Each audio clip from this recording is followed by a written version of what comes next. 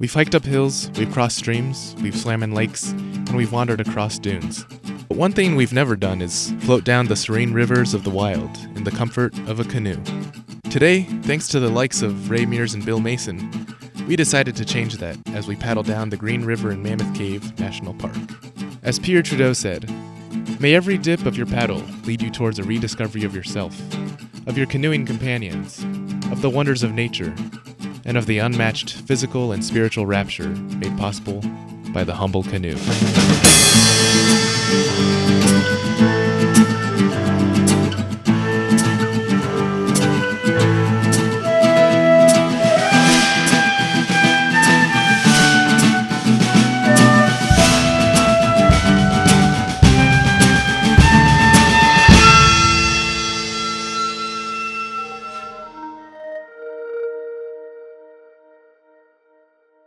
We had stayed the night before our trip at my brother's house to shorten the day's drive.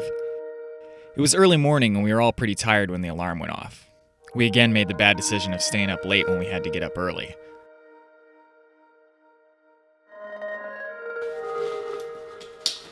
But we eventually woke up and did some final packing before heading out.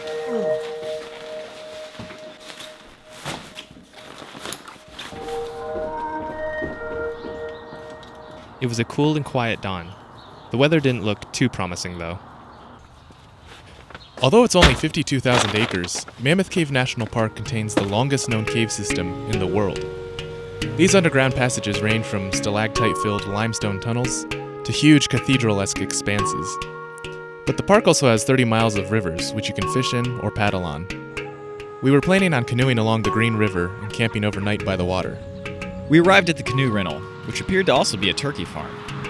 Due to miscommunication, we weren't able to rent canoes here and had to look for another place. But they did have this great dog. It wasn't any problem, though, as there were plenty of places to rent from just down the road.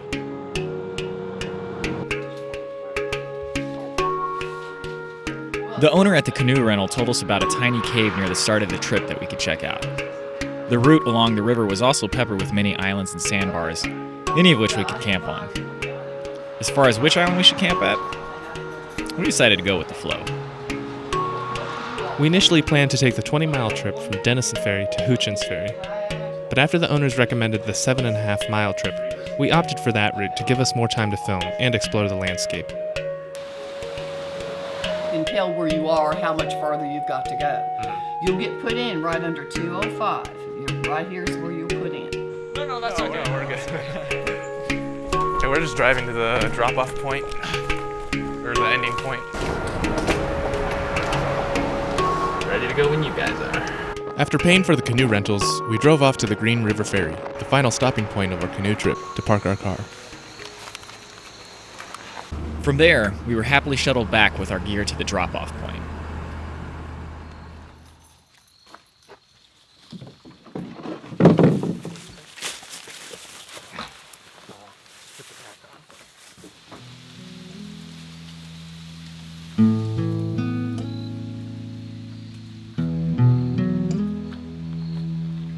Andrew volunteered to start out solo and was first into the river.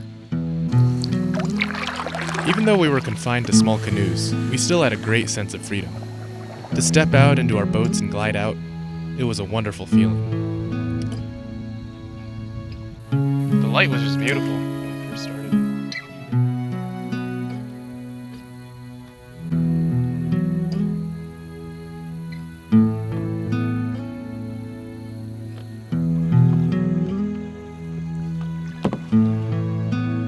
How's canoeing by yourself, Andrew? It's fun. I'm trying to practice this J-stroke, which allows you to go fairly straight on your own without switching, but since I never canoe on my own, and I don't get to canoe often, I don't know what I'm doing. You know, this is probably why, like you said, so many legends of the afterlife involve a boat. Oh. I bet they were just on a boat and they're like, this is heaven. Yeah. Well, look at that. What tree is that with the stripped white bark? Oh, that's sycamore. Yeah, sycamores like the water a lot. The slow pace of the canoe reminds us that camping doesn't always have to be about hiking quickly to some endpoint or goal. It's important to enjoy what's around you in the present. Hey, there's the cave. Oh,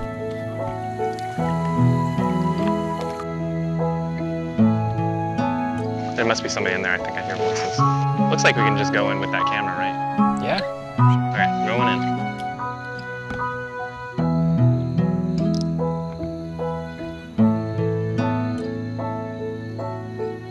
in. Looks like there's some rocks. We have to go in on the left. Yeah.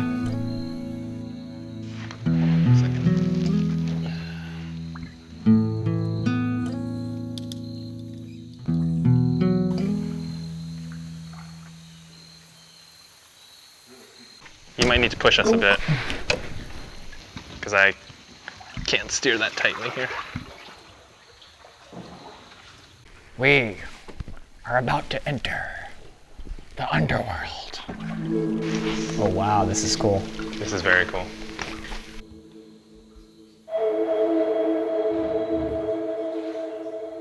Okay, going in further. Even though the cave wasn't very large, the air became noticeably cooler as the rocky walls closed in on us. If a sea creature just popped out right from there, I was like, "Arr!" Oh, this is cool. We're gonna hit something in the back here, but we're okay. Wow, this is so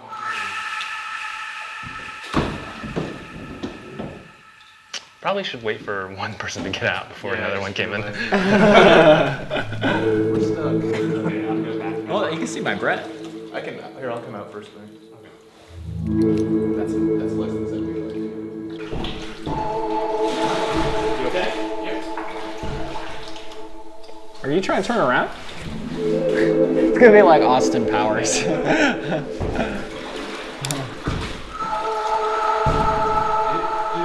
looking like that. Okay, we'll come and help you. It's interesting to think about how this strange little cave exists, and has existed for years, serving no utilitarian function. But that's really what makes it so special.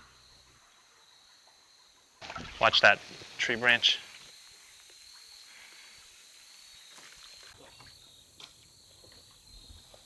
I bet this water tastes so good.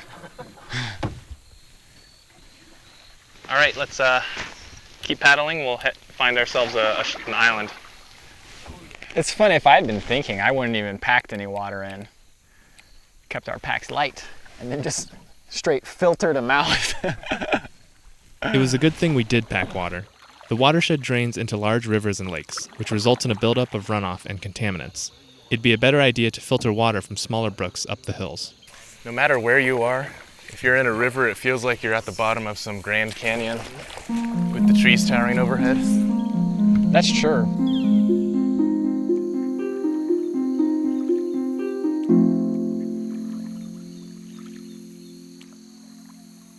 I, for one, am excited to eat my beef jerky once we get to that island. Yeah, you know what? I'm really excited to, when we get to our camp. It's the same with every camping trip, but with this one in particular, I'm really excited to get to whatever island we decide to go to and set up camp. It's going to be so different, yet familiar. It's going to be really awesome. I'm just excited to see the rest of the river. And the weather really came through for us at the last moment. It was really cloudy before we got here. Yeah, it was really cloudy, and now it's just completely clear. Yeah. Sunny, which is great. I 'cause the actually lighting's was hoping making for some beautiful. rain because I really want to hunt for mushrooms, but I kind of doubt we'll find any. Yeah. Rain and canoeing generally don't go well together anyways. God, that would be really horrible. That'd be like Calvin and Hobbes.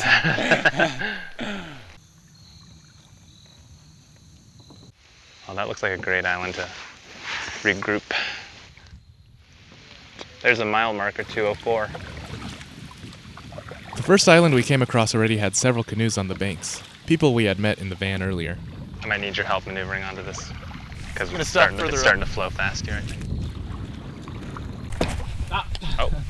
You guys, I'll pull you guys up. Okay.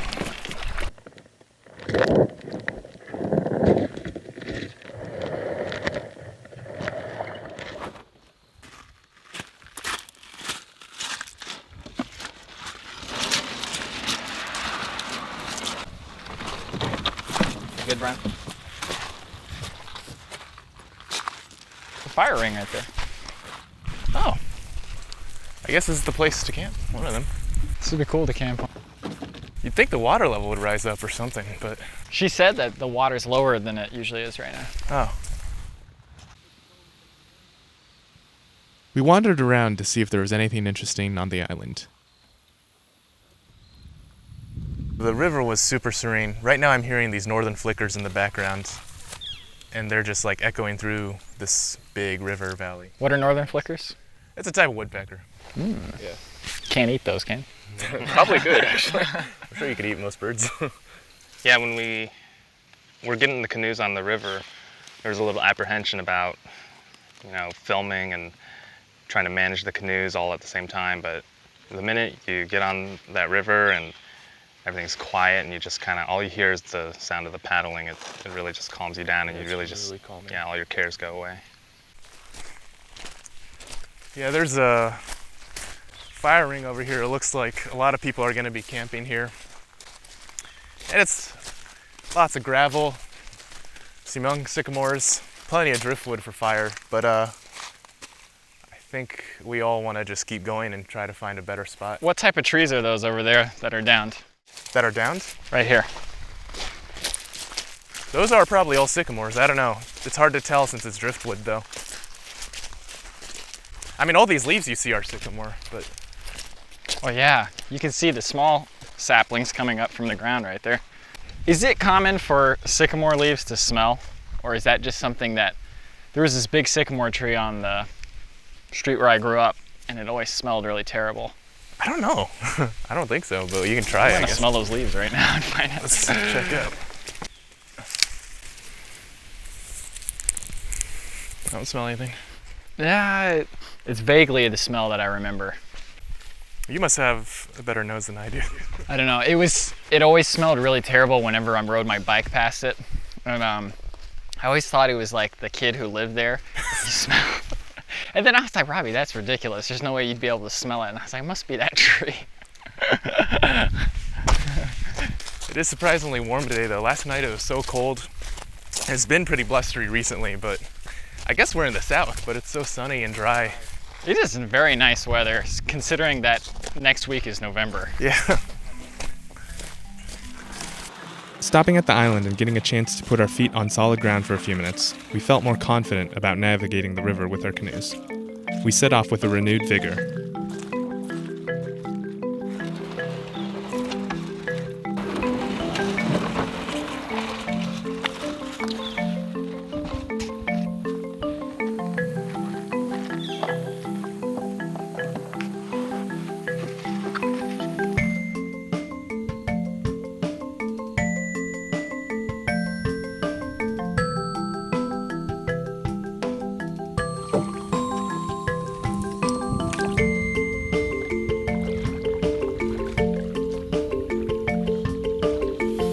This is just beautiful.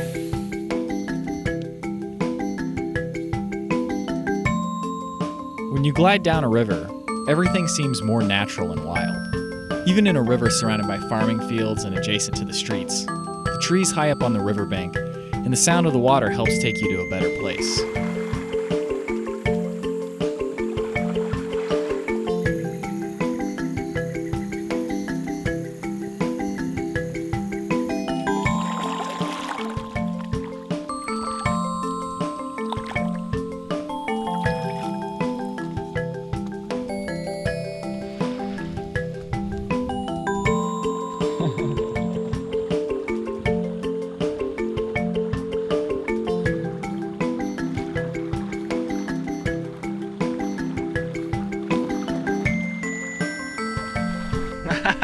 Canoes are accessible, and even first-timers will have an easy time paddling around in one. But sometimes the river got the best of us.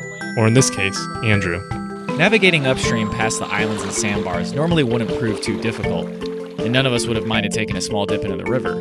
But we had to be extra cautious with our equipment. It seems Andrew has gotten stuck. All right, we're fighting the current to get back to Andrew.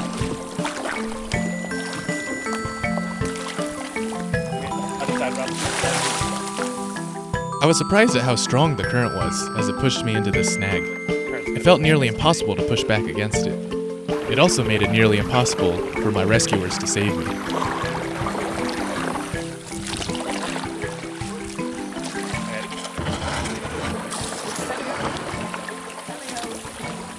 You're on, Andrew. Luckily, I was somehow able to push myself away from the log, and we continued down the peaceful river.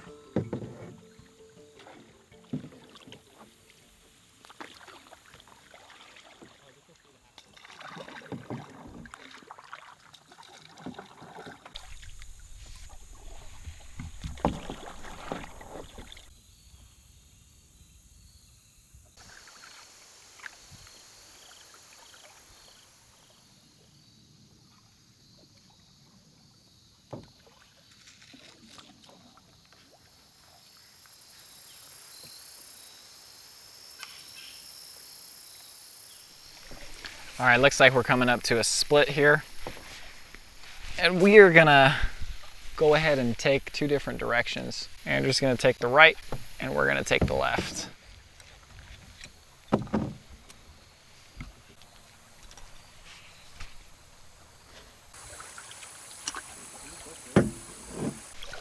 It's pretty shallow here. All right, Andrew's just out of visible range. Wow, this is amazing. Wow, this is so I cool. think I took the better path. Oh, okay. Hold on. We need to get left. I kind of feel sorry for them, actually. I just hope I don't get stuck on another log, though. That would be bad. I don't know if we can go over this. There's a log.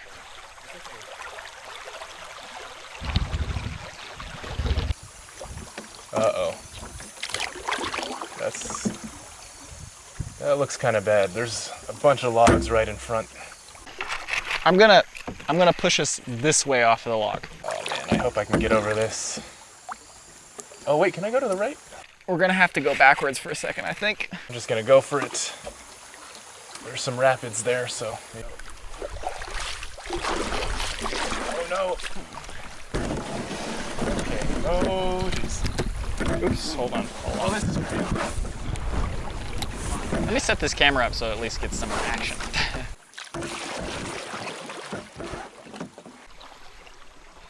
There we go. This whole entire area is blocked off. Wow, it was so peaceful up until now. Okay. Can I get over this? Am I gonna have to get out? Okay, there we go. That's a good question. There we go. Okay. Ooh, we're free. There we go. Yeah, I probably should have told you there was a log there. Tell you what, I am gonna try to get out. I'm gonna put my camera in the waterproof bag just in case. Let's see if I can get out and drag the canoe. Oh geez. Oh, that's not good. This might work. I'll have to grab onto this. Let's see what adventures Andrew got himself into, if any. Oh geez. Oh, sorry. This is a bit of unconventional paddling, I suppose. Oh, there we go. That is. You see him? Might work. Oh, maybe. Just gotta get over We this should log. show up any second now. Maybe he got stuck too. All right. See what I have to do. Okay. Don't leave without me. Dry my feet a little.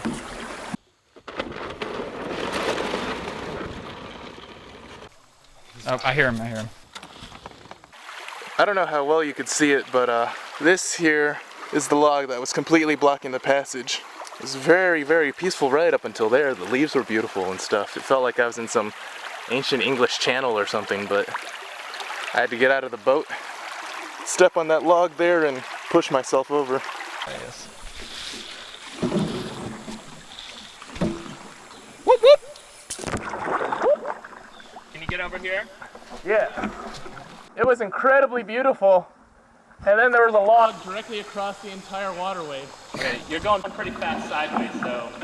What? You're going pretty fast sideways, so try and cut over here fast. Okay. On the island, we were able to rest and have a snack.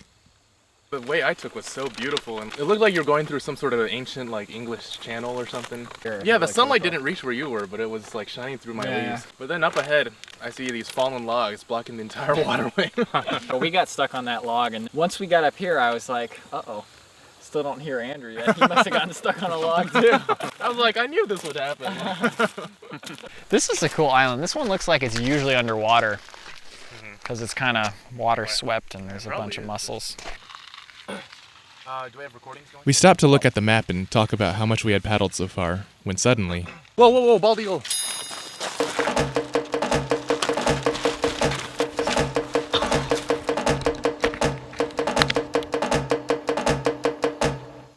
We didn't have any luck filming the bald eagle, so we went back to talking. Doesn't look, as of right now, I didn't see any really good places from the shore. Yeah. This is basically the halfway point, I'd say. Okay. If that's our ending. She mentioned something about there being sand, right?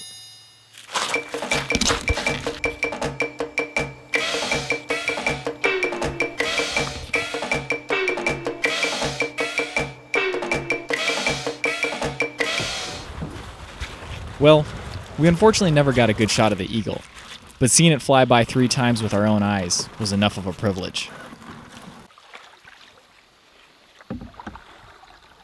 We only had to paddle a few yards before finding a good spot to rest up for the night. Which way are we going?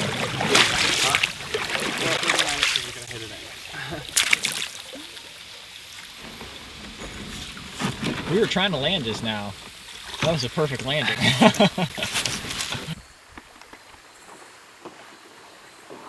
This island was ideal for camping. It was at the halfway point and had a huge pile of dead wood. There was unfortunately some trash strewn in with the piles of wood, likely because of the river. And though the ground was rocky, there were some sandy areas that would be good to lie on.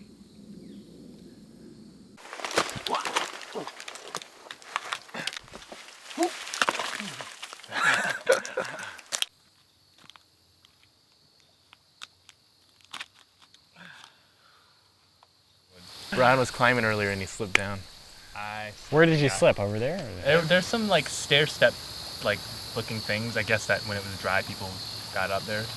Those look like big footprints, like that somebody put their little foot in there and it footholds just or slid something. through there. Maybe that is. Right now it's super slick mud. That actually makes me kind of want to try it just for the humor. Just get naked and go up it. So are we going to try to go up there?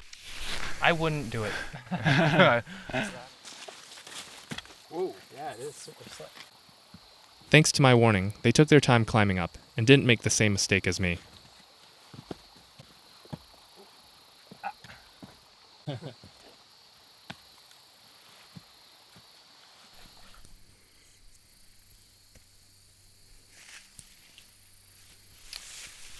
Somebody left a fire up here, well, the remnants of a fire.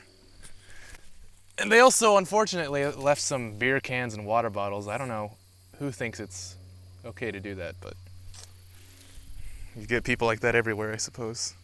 But anyway, on the bright side, there's some nice wood sorrels here. They're probably all caked in mud, but the flowers are really pretty. Wait, are those aren't the edible ones, right? Yeah, they are. Those look like clovers. Wood sorrels look like clovers. Oh, what were the other sorrels that we ate that taste like apple peels? Oh, those are sheephead sorrels. Oh. And then here we've got pokeweed. And these berries, you could use those to make ink. And the leaves you can eat if you like boil them 3 times. There's lots of plants I don't recognize. I have no idea what this is, but it looks really cool. Actually, as I was editing this, I realized what it was. Datura, also known as Jimson weed. This plant is part of the nightshade family and contains dangerous toxins and potent hallucinogenic properties that can make you trip for days. While some native tribes have used it ceremonially, I would advise against anybody trying to ingest this plant. A friend of mine told me that anyone he knows who's attempted to use it has either woken up in the hospital or in jail. And I have no idea what this is, but I bet we can use this for some good tinder tonight when we start our fire. So I might just collect some.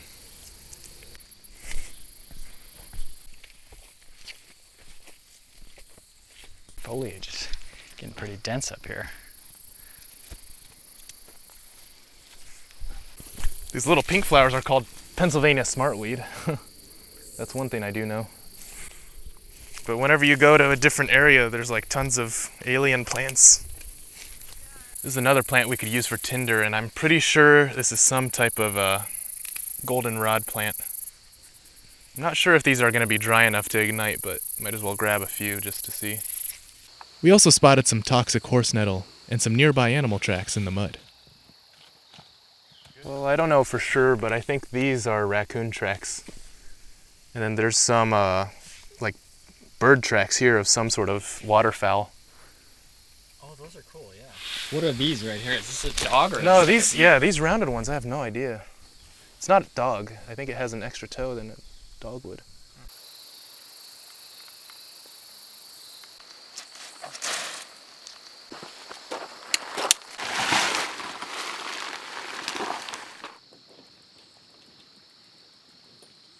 It was time to set up our rustic campsite and unload what we needed from our boats. Andrew had an air mat and no sleeping bag. Robbie had a sleeping bag, but no air mat. But I had both, plus a tent. Before we came on this trip, I brought like my axe and my binoculars so I could like look for mushrooms and things like that. And I was hoping to build like a canoe shelter, but I don't know, it's so nice out that we're just gonna sleep in the open. This sandy bank's actually gonna be really nice too. I don't have an air mat, but I imagine it'll be pretty soft anyway. I, on the other hand, have an air mat, but no sleeping bag. But this is gonna. We found this really nice little.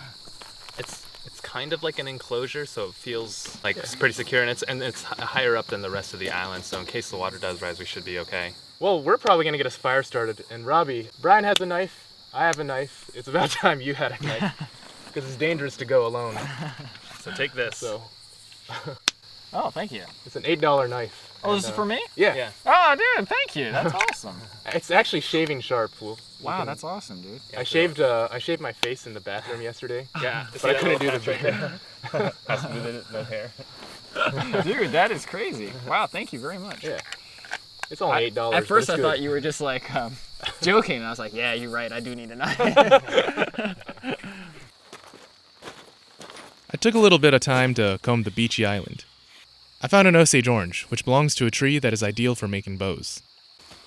I also saw a buckeye nut, the nut of my home state. And a corn on the cob, which there were a lot of actually. I also found some old washed up walnuts and hickory nuts, which are edible. Sometimes when you crack them open you get a weevil grub inside, but those are edible too. It was time to make a fire, but unlike Robbie's new knife, mine was pretty dull, so I wanted to give it a quick sharpening. So this is a knife that I reprofiled into a convex bevel. And all that means is that from the spine to the edge, there's one gradual curve. And these are pretty easy to sharpen, and they're really sturdy edges. I usually carry around some sandpaper with me. I like to use 220 grit and 400 grit. And just stroke it against the sandpaper. And you don't have to worry as much about precision as you might with a Scandinavian grind knife or something of that sort. But of course, if you didn't have sandpaper, in areas like these you might be able to find some good driftwood like this with a fairly flat surface. And you just rub some sand into that. And you can use that to sharpen your knife. It won't be nearly as fine of an edge as if you use sandpaper or a sharpening stone, but it's better than nothing. When you sharpen these, a lot of times little filings of the steel will get magnetized and stick to the tip of it. But you can just sort of rub that off and it's fine. A sharp knife is key to making good feather sticks for your fire. I've attempted this many times before. This is the first time I've actually given it a real Boy Scout effort. In fact, yeah, you do it with me so I can see how to do this exactly. First try making 2 deep cuts so that you make sort of a corner. Oh. See what I mean? Mm-hmm. Like that, and then here? Yeah. It's easier if you put it like down on something. brace it. You want it almost like tangential to it, just barely grazing. Like you're still going a little deeper than you need to. I always move the blade from left to right, so it's sort of like going from one corner to the other. Yeah, dog, yeah, dog, yeah, dog.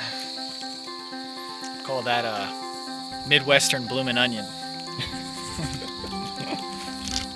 We call this a Midwestern bald eagle.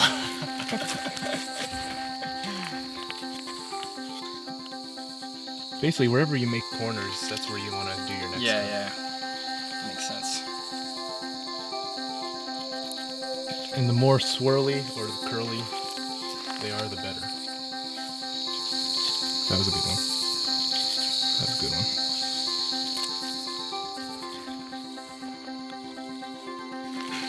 I taught this dance class once, and it was a kids' dance class, and I was showing them this new move. I was like, let's try learning this new move.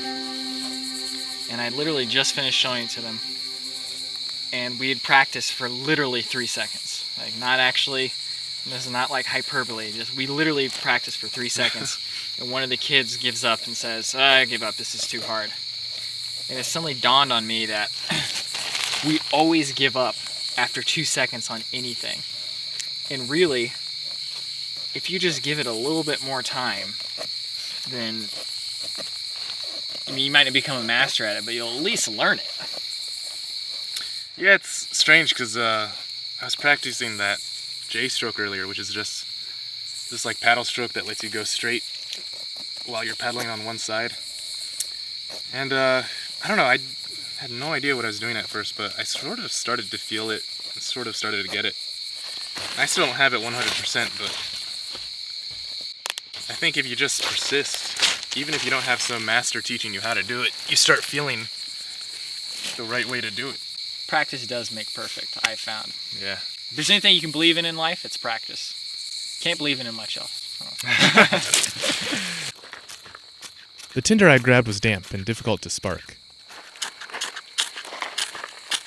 But eventually, it caught a spark and formed an ember.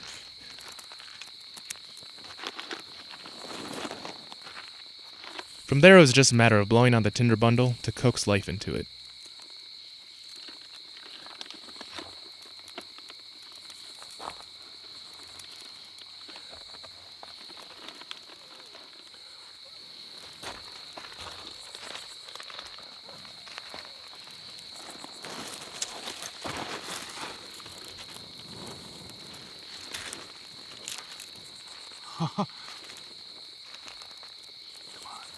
That was a work of art. Yes. That was very impressive.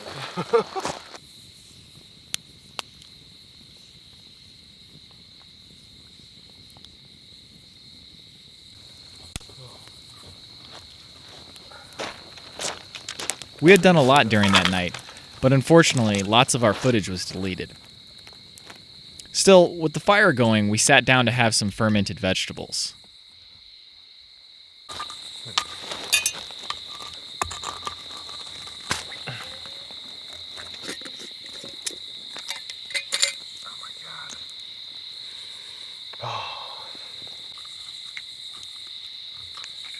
Well, since you always bring fermented sauerkraut, I figured I should bring a jar of fermented kimchi to pay you back for all the times you let me eat your sauerkraut. Wow, that's good. Oh, I'm gonna partake. Don't you worry about that. My God, dude. The best part about kimchi is that it's got like all the little peppers on it, and you can tell that there's some flavor in there. You're like, Oh, really juicy. That was good. Nice job.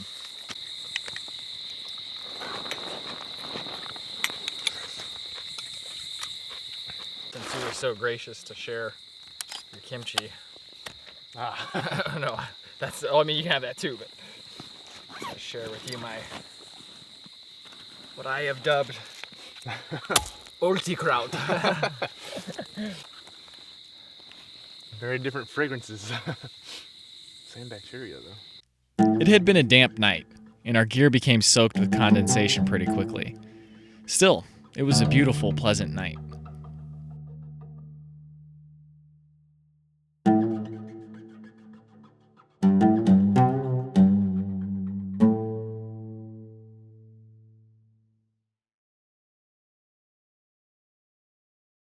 No, okay, so I woke up at like midnight Kentucky time, and then again around 4:30, 4:20, which I had decent sleep considering I didn't have a sleeping bag. But I kept getting cold, so I had to get up and rekindle the fire a bunch, and it's just felt like one continual journey from night to morning. Oh, I already told you this, but all night I thought I was sleeping on a rock, but I had a battery in my pocket. But man, once I realized it was a battery in my pocket and I took it out, that was a very relieving feeling. What time was that? That was about 30 minutes ago. I think my air mat has some sort of leak in it or something, or maybe you just can't use it upside down for some reason, but it keeps deflating. So you heard those wolves last night or whatever, right? Yeah, what was that? I don't know. I can't even remember what the sound was. I captured it on camera, I think. Unless the mic was disconnected. The mic was disconnected. It was disconnected this morning. I don't know why. Every type of cool, Bigfooty type of thing. It's always somebody's camera's out of focus, or the audio wasn't loud enough, or what did it sound like though? Because I can't even remember what the sound was. Like I think. It didn't sound like coyotes though. No. Brad, you heard those wolves, right? Yeah. Rob, did you manage to stay dry? Yeah. It was actually some of the best sleeping I've had camping for some reason. I don't know why.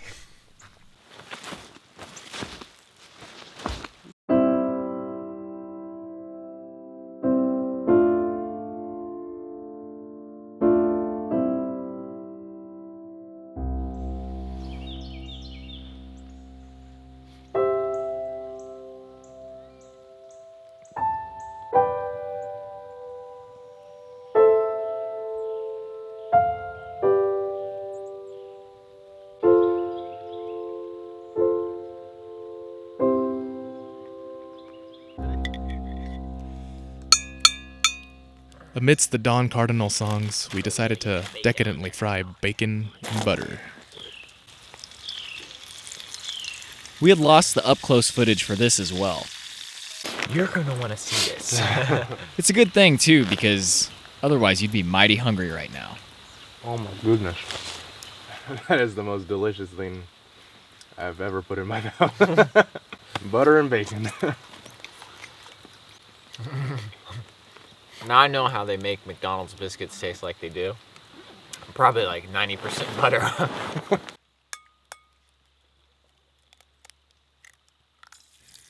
Next were some eggs, flash fried in bacon grease, with the yolk still running. Needless to say, it was all delicious.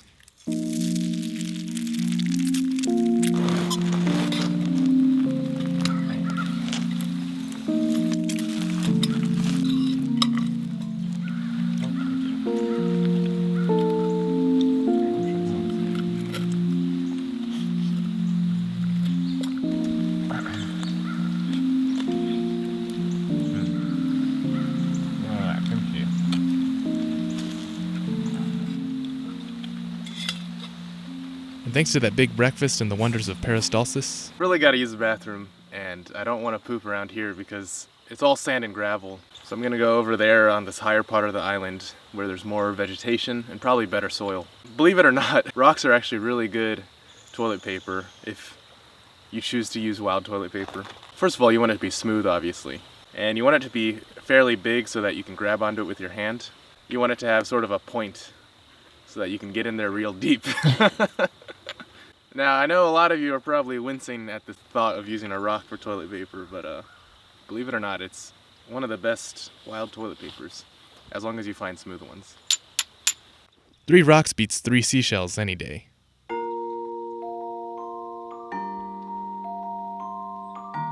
After breakfast, the sun started piercing through as the fog cleared up. The water looked scrumptious, so we decided to hop in. The sand feels very good. Oh, there's some minnows.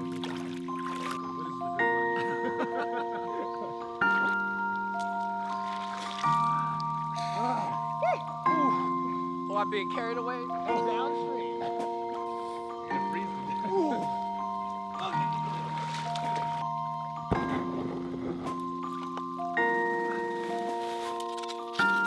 We packed up all of our things, put out the fire, and we were visited once again by the bald eagle. It had flown by a total of 5 times at this point.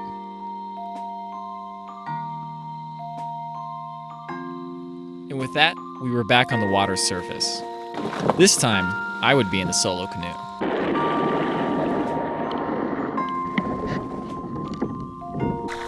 God, this is so relaxing. Yeah. How does it feel on your solo canoe? It feels really good, actually. It's more comfortable than the two-man because you can spread out more. At one point, either Robbie or Andrew left their life jacket at the island, and Andrew and I paddled back to the campsite to grab it. We paddled upstream. The current was too strong, so we landed on this dirt area. I had to scramble over a bunch of logs and through a bunch of like bushy weeds and stuff. It's pretty cool. After that, I took the solo canoe for the final stretch of the journey.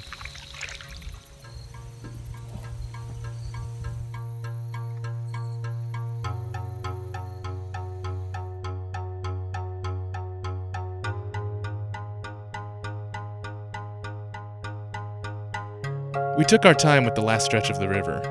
It can be refreshing to be motivated by some ultimate goal.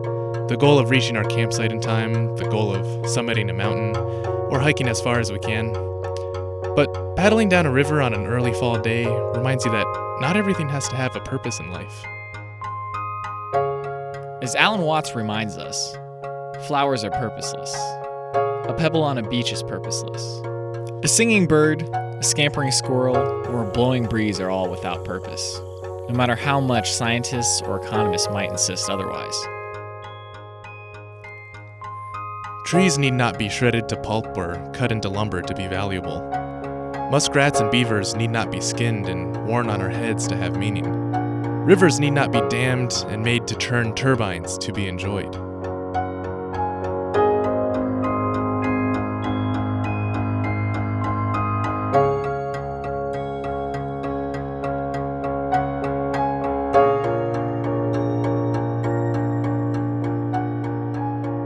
We often try to project our own rationality onto the natural world.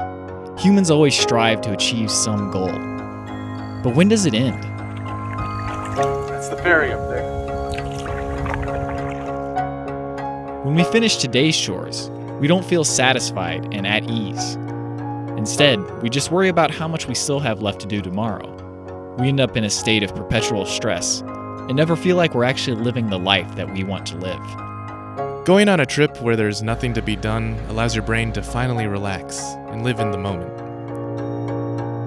And there's no better place to appreciate life for what it is, and not for what it can give you, than in nature, where the trees grow, the animals swim, and the river flows without purpose.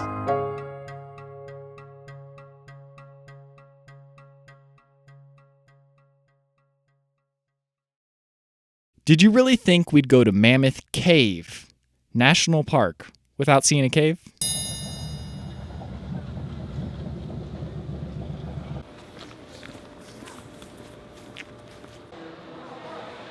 We picked out a tour and got our tickets. Before our tour, we wandered around the visitor center and found some edible fruits. They're hackberries. They're really dry, and they sort of taste like figs. Yeah, right. They're really dry. There's like almost no substance to them. That's a seed. Yeah. Did I eat the wrong thing? It just tastes like a seed.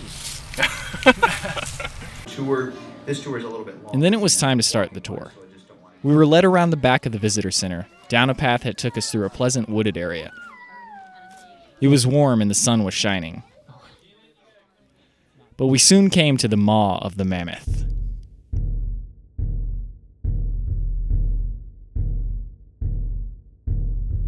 Immediately, we noticed that the cave felt incredibly cold. Regardless of the season, this cave stays at a consistent temperature of about 54 degrees Fahrenheit.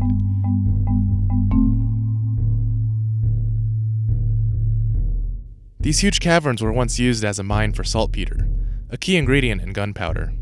This helped Americans definitively win freedom from the British in the War of 1812. The unfortunate irony of it all is that it was slaves who were doing all the mining.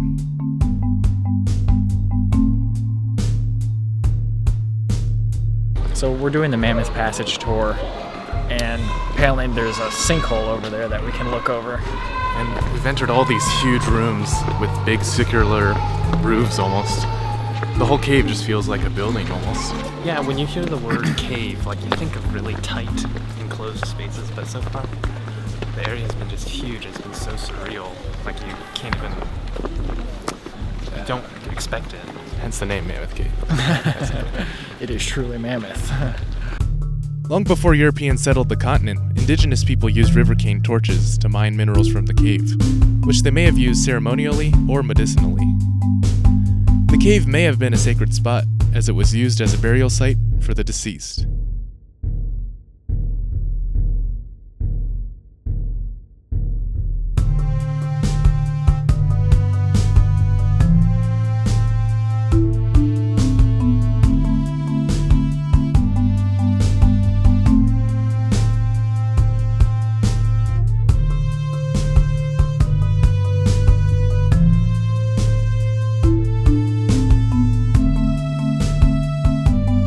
Time for us to come back up to the surface. After walking over biomats, which protect bats by preventing the spread of white nose syndrome, we headed back to the car. These caves mean many different things to many different people. And nature has a lot of meaning to us, but sometimes it's best to just look at it. As Alan Watts says, don't try to get a sermon out of it, just enjoy it.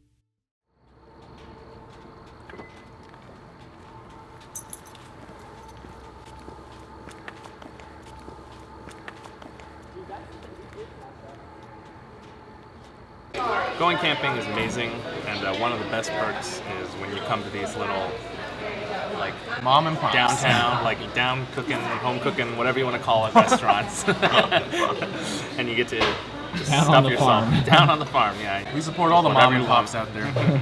We don't need no Walmart beef jerky. Watermill restaurant. We've always said hunger is the best spice, and after you go camping, you got a lot of that spice. And on that note, let me see how this hunger spice tastes. I'm gonna pay for that later.